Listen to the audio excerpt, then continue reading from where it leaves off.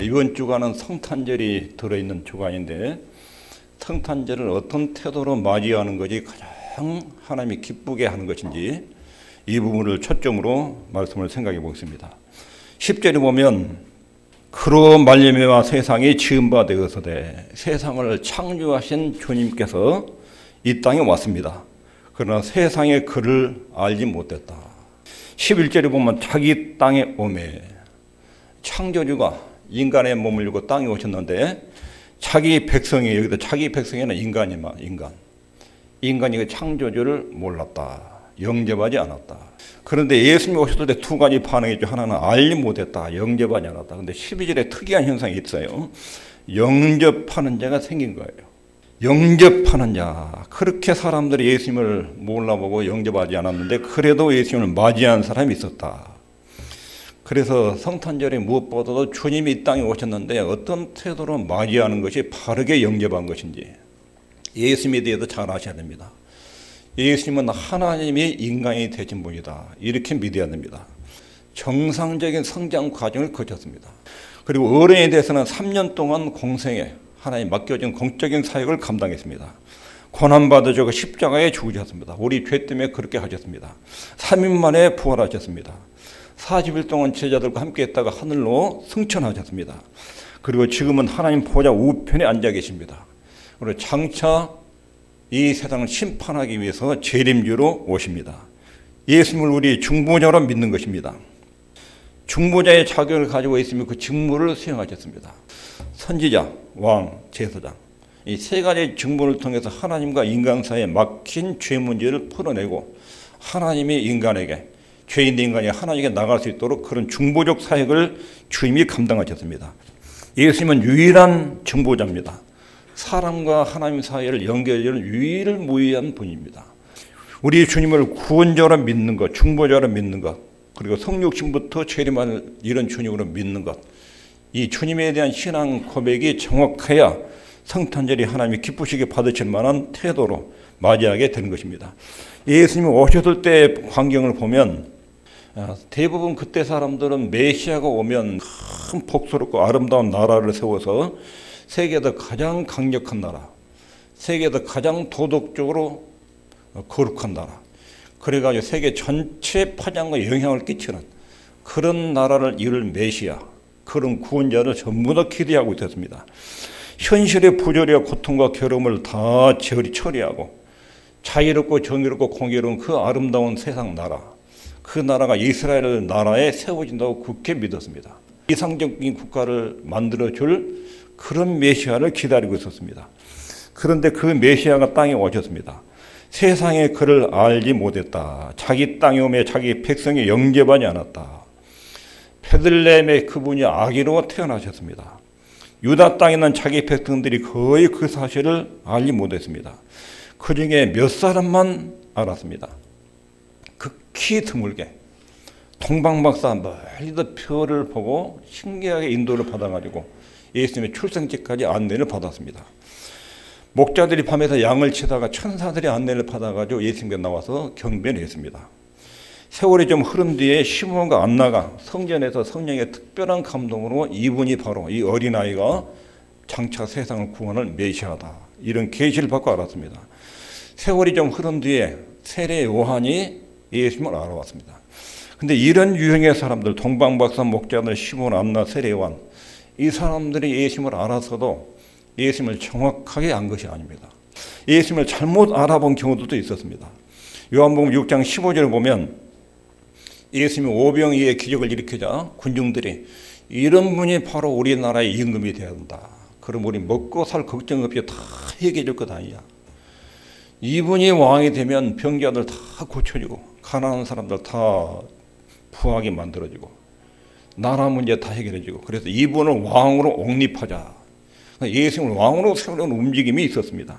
이 사람들의 생각은 고통받는 현실을 해결해주는 메시아, 인간의 질병을 풀어주고 가난 문제를 해결해주고 정책인 속박과 압박에서 해방시켜주고 그런 인물을 고대하고 그런 인물로 메시아를 기대한 것입니다. 이것은 자기들의 이해 타산에 부응하는 그런 메시아, 메시아가 어떤 분이다 자기 나름대로 설정해놓고 메시아가 이런 분이다 해놓고 그 이런 분이야 내 인생에 도움이 된다. 그러니까 백성들은 끊임없이 메시아는 이런 분이어야 되고 이렇게 나를 도와줘야 된다. 이런 측면에서 메시아를 기대하고 요구했던 것입니다. 이들은 전부 다 이해타산에 부응할 수 있는 사람 정도로 자기들의 계산된 이익을 챙겨주는 그런 메시아로 유대사회 전체가 메시아에 대한 기대를 잘못 가지고 있었습니다. 히브리 사람들이 가지고 있는 전통적인 메시아 사상은 정치적이고 도덕적인 것입니다. 정치적이라는 말은 지금 정치적으로 로마가 이스라엘을 지배하고 있습니다. 그런데 메시아가 오면 나라의 독립부터 이룰 것이다. 로마라는 이 압제 국가를 지배 세력을 다 밀어내고 나라에 참 자유를 주는 국가적인 자유를 주는 이런 메시아, 이런 왕, 그런 왕을 기대하고 있었던 것입니다. 심지어는 세례요한도 그렇게 생각했습니다.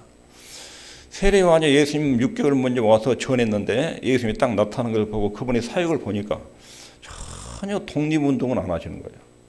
군사 조직도 행정 조직도 전혀 할 생각을 안 해요. 그럼 날마다 세리들 창녀들 이 사람들하고 어울려 다니고 돌아다니고 있어요. 그러니까 세례요한이 제자들 보내가지고 진짜 당신이 메시아 맞습니까? 이렇게 물어본 거예요. 그러니까 세례요한 머릿속에도 메시아에 대한 이미지가 잘못 그려져 있었어요. 메시아는 로마의 압제로부터 국가를 독립시키고 우리나라는 세계에서 가장 찬란한 나라로 만들어서 도덕적으로 군사적으로 정치적으로 경제적으로 최고로 으뜸가는 나라를 만들어가지고 그 여파가 세계 민족을 지배하는 쪽으로 팍 흘러나가는 전부 다 그런 쪽의 정치적인 메시아를 기대하고 있었어요. 그런 기대에 안경을 딱 가지고 보니까 예수님을 딱 보니까 예수님이 아니에요.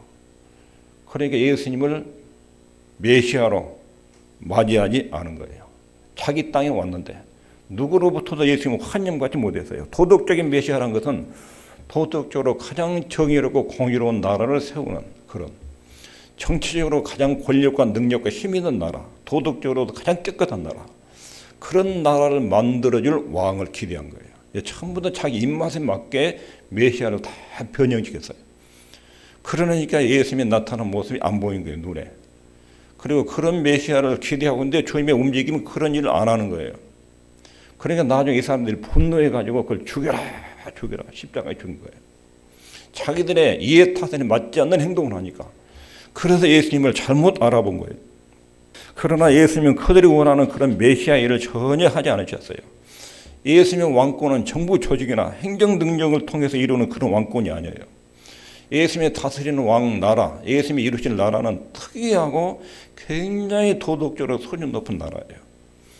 성령의 감동과 지배, 말씀의 인도를 따라서 세상이 감당할 수 없는 하나님의 교회를 형성하는 이런 나라의 특성하고 세상 국가 조직이나 행정 조직을 갖춘 이런 나라하고 특성하고는 전혀 성격이 본질적으로 달라요.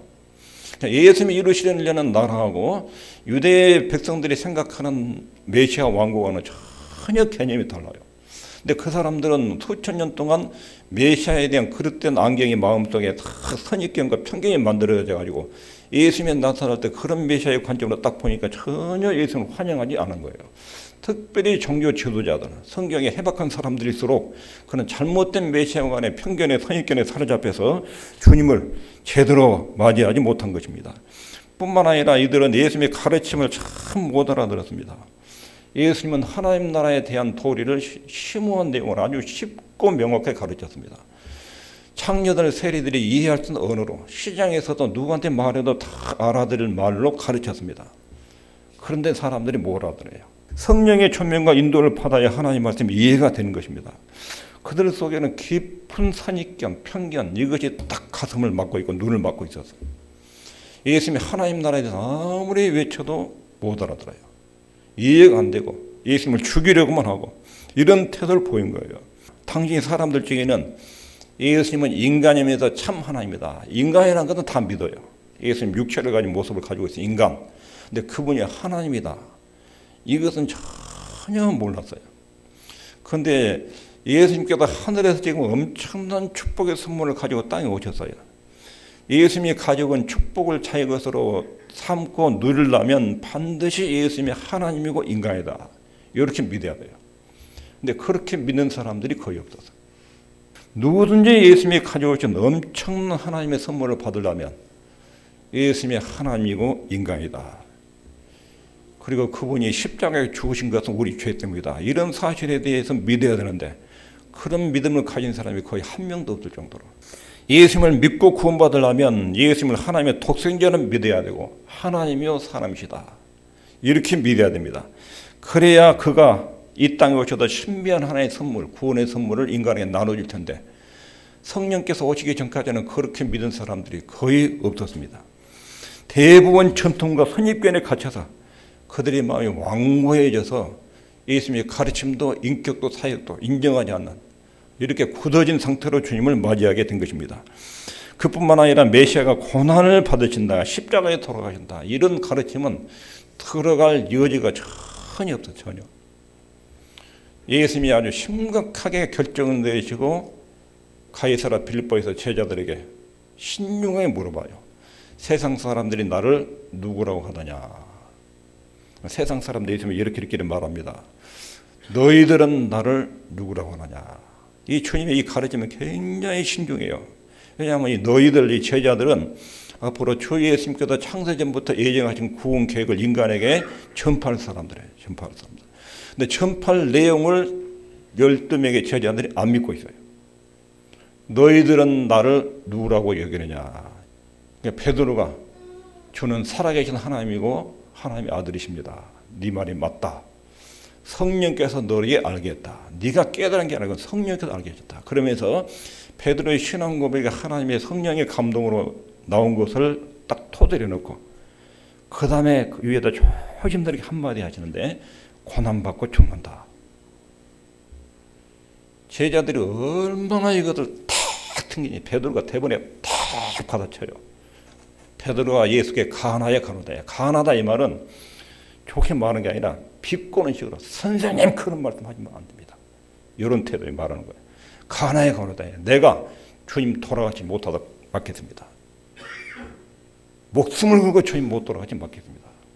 베드로와 제자들도 고난받는 메시아, 십자가에 죽는 메시아 상상할 수 없는 거예요. 아니 메시아가 세상을 지배하는 왕인데 왜 로마의 권력에 바리새인들에게 잡혀가지고 약해가지고 죽어? 상상할 수 없는 일. 그런 일. 그런데 주님이 하신 말씀이 성령께서 너희 알겠다. 내가 메시아 맞다. 근데 메시아는 고난을 받고 십자가에 죽는다. 3일 만에 살아난다. 그 내용을 믿는 제자들이 한 명도 없었어요. 고난받는 메시아의 이미지가 제자 속에 들어갈 여지가 마음속에 없었어요. 전부 다 유대사에 조작된 메시아로 물들어져 있었어요. 그러니까 실제로 예수님이 탄생했을 때, 성장했을 때, 어른으로 사역했을 때 예수님 마음을 예수님이 하나님이고 인간이고 십자가에 죽으신 것 우리 죄 때문에 돌아가시고 이런 내용을 믿어서 주님의 마음을 기쁘게 한 사람은 한 명도 없었어요. 이들의 선입견 때문에 예수님의 신성 인성을 전혀 이해하지 못했습니다. 새로운 나라를 전부 다 꿈꾸고 이제 메시아가 오셨으니까 이 나라 새로워진다. 새로운 세계가 열린다. 우리는 그 새로운 나라의 시민으로 누리기를 바란다. 이걸 전부 다 기대하면서도 새로운 나라에 들어가려면 기본적으로 무슨 과정을 거쳐야 되는지 이것을 아는 사람이 없었어요. 사람들은 죄인이고 죄를 용서받아야 하나님 나라에 들어가는데 요한복음 3장에 니고데모에게 말했잖아요. 거듭나야 된다. 용서받아야 하나님 나라에 간다. 그런데 용서를 받으려면 메시아가 십자가에 죽어야 돼요. 죄를 처리하고. 근데 이 내용은 완전히 덮어지고 가려졌어요. 구약 시대 수천 년 동안 인간 구약 제사제들을 통해서 인간의 죄를 위해서는 대속적인 제물이 필요하고 인간이 죽는 게 아니라 인간의 죄 때문에 짐승이 대신 죽었다. 누군가가 오셔서 우리 죄를 대신 처리해야 한다. 수천 년 동안 제사제들을 가르쳤는데 예수님이 고난 딱 터트니까 한 명도 죄를 안 믿었어요. 그 메시지들이 다 가려진 거예요. 예수님의 십자가 사건을 구약 성경에 수도 없이 제사제들을 통해서 수천만 번을 알려졌는데 그 메시지가 지금까지 가려져 있던 거예요. 그들의 전통과 잘못된 메시아 사상으로 인해서 십자가의 죽음과 고난은 도저히 제자들이 수용을 못했어요. 그리고 예수님의 속죄의 사역을 통해서만 인간의 죄 문제가 풀어집니다. 하나님 나라에 들어가려면 예수님을 바로 알고 영접해야 됩니다. 예수가 누구신지, 그분이 인간을 위해서 무슨 일을 하셨는지, 하나님께서 예수님을 왜 이 땅에 보내셨는지 이것을 명확하게 알아야 됩니다. 그리고 그걸 믿고 수용해야 구원이 이루어집니다. 그리고 예수님의 속죄 사역을 통해서만 죄 문제가 해결된다. 인간의 죄 문제는 용서를 통해서만 해결된다. 용서를 받으려면 예수님이 십자가를 믿어야 용서를 받습니다. 내 죄가 십자가로 넘어갑니다. 그러니까 예수님이 인간이시고 하나님이시다. 유일한 중보자는 하나님이고 인간이어야 돼요. 그러니까 예수님이 하나님이고 인간이라는 걸 믿어야 돼요. 그리고 그분이 십자가의 죽음이 인간의 죄 때문에 우리 죄를 청산하기 위한 죽음이라는 걸 믿어야 돼요. 이 굉장한 진리가 이 진리를 전해야 될 제자들이 마음이 탁 닫혀 있고 그 영역에 전혀 몰라요. 고난과 십자가를 말하니까 팍 튕겨요. 그리고 유대 사회 전체가 이 내용을 모르는 거예요. 제자들 모습을 한번 보지요. 이 사람들은 예수님을 따라다니면서 이분이 구원자다 믿었어요. 파도를 잠잠케 하고 죽은 자를 살리고 이분이 메시아다 믿었어요. 그런데 메시아의 사역에 대해서는 전혀 관점이 달라요. 십자가를 통해서 죄를 처리하고 사단과 어둠의 세력을 파괴하고 그리고 인간에게 새로운 생명을 주고 그렇게 해서 하나님을 섬기게 만드는 자기 나라를 이루는 이런 메시아의 내용을 전혀 사역 내용을 몰랐어요. 그래서 예수님이 이들을 이제 교정하기로 하시지요. 예수님이 이 제자들의 마음을 교정하는데 굉장히 신중하게 생각하고 신중하게 접근하십니다. 마태복음 17장 22절 23절 읽겠습니다. 시작. 갈릴리에 모일 때에 예수께서 제자들에게 이르시되 인자가 장차 사람들의 손에 넘기어 죽임을 당하고 제3일에 사단하리라 하시니 제자들이 심히 근심하더라. 예수님이 드디어 선함받는 메시아를 이야기해요. 인자가 내가 고난받고 죽어야 된다. 인간과 하나님 사이에는 죄가 가로막혀 있다. 죄가. 이것이 인간의 모든 문제의 원인이다. 이 죄 문제를 풀어내지 않으면 인간과 하나님은 화해관계가 안 된다. 고난받고 죽어야 한다. 다시 살아난다. 그래야 인간 사이 하나님 나라가 들어온다. 제자들은 이것을 듣고 어떻게 반응했죠? 제자들이 심히 근심하더라. 마가복음 9장 32절의 제자들의 반응은 그러나 제자들은 이 말씀을 깨닫지 못하고 묻기도 무서워하더라. 이것이 예수님의 공생의 3년 10월 정도 있었던 일이에요. 예수님이 세상 떠나시기 전에 한두 달 전에 가르침이에요. 오래전에 가르쳤다면 수용을 못하고 떠날 것 같으니까 돌아가시기 한두 달 전쯤에 고난받는 메시아를 처음으로 언급했어요. 처음으로. 그러니까 3년 동안 예수님을 그동안 따라다녀서 배웠지요. 예수의 말씀이라면 어떤 말씀이라도 진리라고 배들 정도로 그들의 신앙의 토대를 만들어 놓은 다음에 그 다음에 마지막 단계로 고난받는 메시아를 딱 알린 거예요. 근데 알리자마자 베드로가 탁 튕기고 반발한 거예요. 이 부분이 그렇게 받아들이기 어려운 부분이었습니다. 고난받고 죽임당할 메시아. 그리고 마태복음 20장 25절부터 28절에 새로운 내용을 또 가르치는데 돌아가시기 한 달 전쯤에 가르친 내용입니다. 예수께서 제자들을 불러다가 가라사대 이방인의 집권자들이 저희를 임의로 주관하고 그 대인들이 저희에게 권세를 부린 줄을 너희가 알거니와 너희 중에는 그렇지 아니하니 너희 중에 누구든지 크고자 하는 자는 너희를 섬기는 자가 되고 너희 중에 누구든지 으뜸이 되고자 하는 자는 너희 종이 되어야 하리라. 인자가 온 것은 섬김을 받으려 함이 아니라 도리어 섬기려 하고 자기 목숨을 많은 사람의 대속물로 주려 함이니라. 제자들에게 세상의 질서는 권력가들이 힘을 가진 사람들이 높은 자리에 앉아서 지배한다. 그 사람들의 대우를 받는다. 그러나 내 나라 질서는 새로운 질서를 말해요. 내 나라의 질서는 높고자 하는 사람은 섬겨라. 섬겨라. 자기를 높이는 사람은 내 나라에서는 낮아진다. 자기를 낮추고 섬기는 사람은 내 나라에서는 높아진다. 그러면서 나는 이 땅에 섬기러 왔다. 하나님의 신분인 내가 이 땅에서 인간의 몸을 입고 와서 십자가의 대성물로 내 몸을 희생하는 섬김, 이 일을 하게 되었다.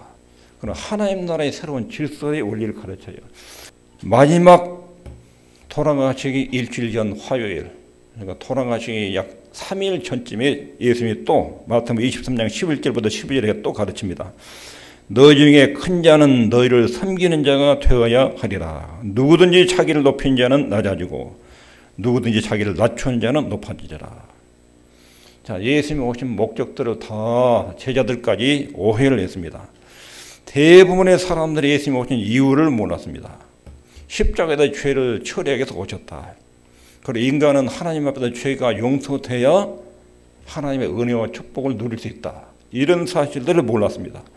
유대 사람들이 생각하는 것은 큰 나라, 강력한 나라, 도덕적인 나라, 그런 이스라엘 국가를 위한 메시아로 생각하고 그들의 이런 선입견과 편견 때문에 주님을 제대로 맞이하지 않았습니다. 예수님은 이 땅에 오신 목적이 죄를 처리하고 하나님의 자녀로 우리를 만들어서 새로운 생명을 주기 위해서 오신 것입니다. 예수님이 오신 이유를 잘못 알고 맞이하는 경우들이 참 많았습니다. 대부분은 예수님 전체를 무시했고 예수님 믿고 따르는 사람들도 전부 다 자기 이권과 이해타산에 맞춰서 예수님 모습을 전부 다 각색해가지고 예수님은 나한테 이런 거 해줘야 된다. 이런 식으로 예수님을 생각하고 믿고 따르는 것입니다. 예수님이 오신 의미를 바로 파악하지 못해서 예수님을 정당하게 영접하지 못한 것입니다. 성탄절에 예수님을 정당하게 맞이하는 태도, 이게 하나님 우리에게 바라시는 모습이에요. 성령으로 거듭났고 하나님의 자녀가 됐으면 성탄절에 이 땅에 예수님이 왜 오셨는지, 하나님 아버지가 왜 성자 하나님을 인간의 몸으로 어린아이를 태어나게 하셨는지, 하나님의 의중을 잘 깨닫고 그 보내신 예수님을 그대로 맞이해야 돼요. 정당하게 예수님을 제대로 영접해야 돼요. 이것이 성탄절을 맞이하는 가장 중요한 태도예요. 하나님 앞에 놓여 있는 죄와 죄 책임, 인간의 문제는 이것이 최고의 문제예요. 인간은 하나님 앞에 죄를 짓고 있다. 그 죄에는 책임이 따른다. 책임이. 반드시 죄와 죄에 대한 책임을 제거해야 돼요. 예수님이 오신 목적은 십자가에서 이것을 처리한 거예요. 그러기에 더 주님이 오셨어요. 두 번째는 우리를 하나님 앞에 세우기 위해서, 죄를 가진 인간은 하나님 만날 수 없어요. 하나님과의 관계를 정상으로 관계를 맺을 수 없어요. 죄가 처리돼야 돼요. 그래서 예수 그리스도의 십자가의 피를 믿으면 내 죄가 예수님께로 넘어가요. 그리고 하나님은 나를 아들, 딸로 맞이해요. 하나님과의 바른 관계가 만들어져요. 그리고 하나님의 생명이 우리 속에 들어와요. 새로운 생명이. 새로운 생명은 새로운 성향, 새로운 질서, 새로운 삶의 방식 형태로 우리 속에 자리를 잡아요. 거듭난 거예요. 거듭난 거. 죄 용서 받도록 하기 위해서 주님이 오셨고, 거듭나서 하나님의 생명으로 살도록 하기 위해서 오셨고, 그런 다음에 어떻게 해요? 예수님 머리 된 주님께 우리가 딱 접목이 돼요. 우리 예수님 머리로 있고 지상에 있는 모든 하나님의 자녀들이 몸을 이루고 있어요. 몸을. 그러고 공동체 일원으로 가입이 된 거예요. 그리고 내 직업과 건강한 생활과 가정을 이루어서 건실한 생활, 직장 생활, 대인관계, 가정생활, 교회활동, 건강한 기초생활을 통해서 하나님의 나라의 교회를 잘 받들어 나가는, 우리 생존을 위해서 기초적인 직업이 필요해요. 노동과 일들이 필요해요. 이건 생존을 위한 기초작업들이에요. 이것이 목적이 되면 안 돼요. 이것을 위해서 주님을 필요로 하면 안 돼요. 우리의 건실한 생활과 건강한 사회활동을 통해서 가정을 유지해야 돼요. 먹고 살고 입고 세야 돼요. 그 기초 위에 뭘 해야 돼요? 몸된 교회. 우리 주님이 머리를 있고 몸된 교회를 이루고 세상에. 이건 무형교회라고, 무형교회. 유형교회는 눈에 보이는 조직교회. 이 교회라는 공동체를 통해서 하나님의 뜻을 이루어 나가는 거예요. 가정의 존재 목적도 하나님의 교회를 아름답게 섬기기 위해서요. 일하는 것도, 건강을 관리하는 것도, 자녀를 키우는 것도 우리 가정 단위로 하나님의 교회를 잘 퍼뜨려서 그분의 영광을 땅에 지상에 펼쳐내야 된다. 이런 의도를 가지고 사는 거예요. 이것이 예수님을 보내신 목적을 정확하게 이해하는 것입니다. 용서받고 새로운 생명을 얻고, 그리고 하나님의 교회를 통해서 주님의 영광스러운 뜻을 펼쳐내는, 이러한 사람으로 만들기 위해서 우리 주님이 이 땅에 오셨다. 이런 주님을 깊이 묵상하고 성탄절을 맞이하는 것이 성탄절을 제대로 맞이하는 것입니다. 기도하겠습니다.